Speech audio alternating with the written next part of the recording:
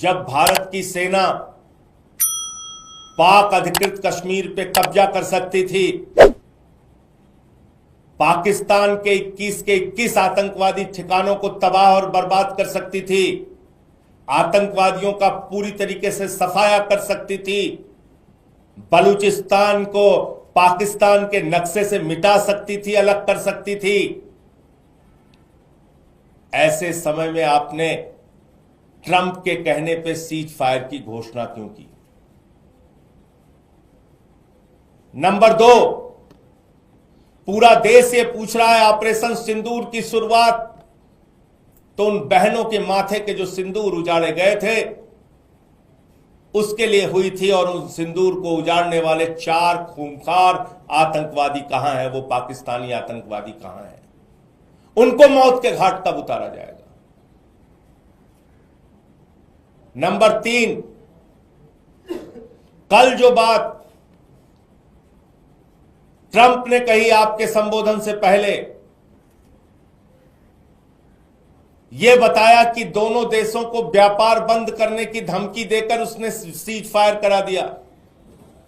अब एक एक हिंदुस्तानी जानता है, अमेरिका का पाकिस्तान के साथ जो खाने के लिए मोहताज है उसके साथ कौन सा व्यापार होगा?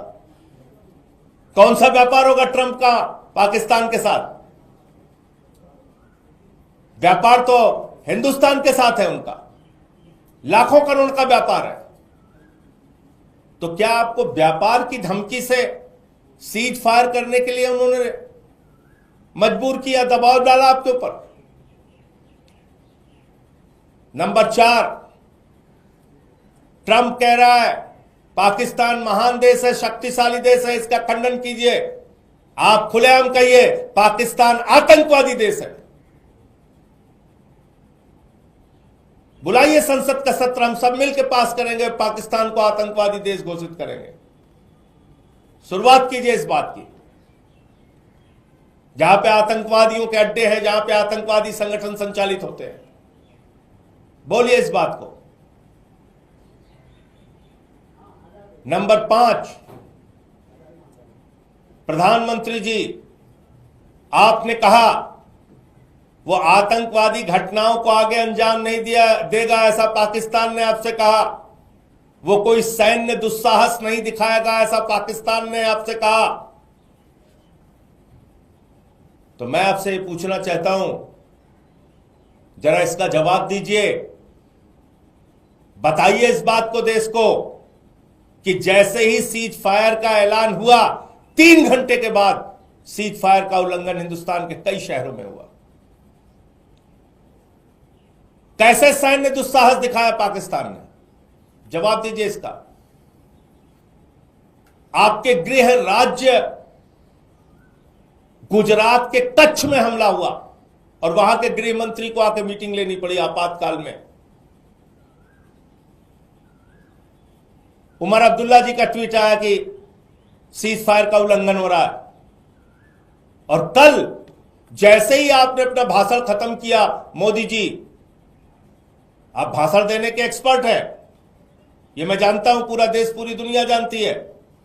भले ही पाकिस्तान के, हिंदुस्तान के ऐसे गंभीर और संवेदनशील मसले पर सर्वदलीय बैठक हो रही हो, लेकिन आप चुनावी रैली करने के लिए, भाषण देने के लिए बिहार जाते हैं। मुझे मालूम है, मुझे मालूम है आप केरल में समारोह को संबोधित करने जाते हैं, आंध्र प्रदेश में समारोह को संबोधित करने जाते हैं। मुझे पता है आप सर्वदलीय बैठक से गायब रहते हैं, लेकिन मुंबई के फिल्मी सितारों को संबोधित करने के लिए जाते हैं और भाषण आप अच्छा दे लेते हैं। कल जैसे ही आपने अपना भाषण खत्म किया, जैसे ही आपका भाषण खत्म हुआ, तुरंत उसके बाद पाकिस्तान ने फिर से सीज फायर का उल्लंघन किया। अमृतसर में जो इंडिगो की फ्लाइट उतरनी थी वो नहीं उतर पाई, ब्लैकआउट हो गया वो।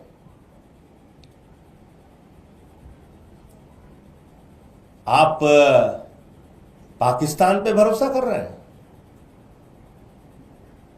जवाब दीजिए, उनका सैन्य दुस्साहस फिर से कैसे जागा और कैसे उनकी हिम्मत हुई सीज फायर का उल्लंघन करने की?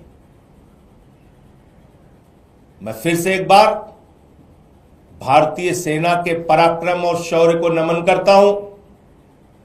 मैं फिर से एक बार भारतीय सेना की बहादुरी को नमन करता हूं, सिर झुका के नमन करता हूं।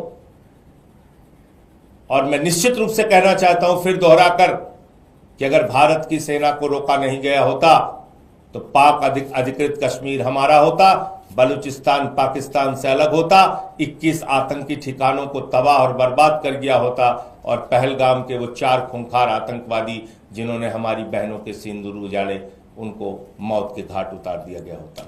और ऐसे समय में अमेरिकी राष्ट्रपति के दबाव में मोदी जी ने जो काम किया उस पर उनको सामने आके जवाब देना चाहिए और बताना चाहिए ट्रंप जिस तरीके से 140 करोड़ हिंदुस्तानियों का अपमान कर रहा है, राष्ट्र के स्वाभिमान और सम्मान के साथ खिलवाड़ कर रहा है, उस पर प्रधानमंत्री को आके सामने आके उन बातों का खंडन करना चाहिए और उसका जवाब देना चाहिए। मुझे इतनी बात कहनी थी। मेरे 3 सवाल हैं।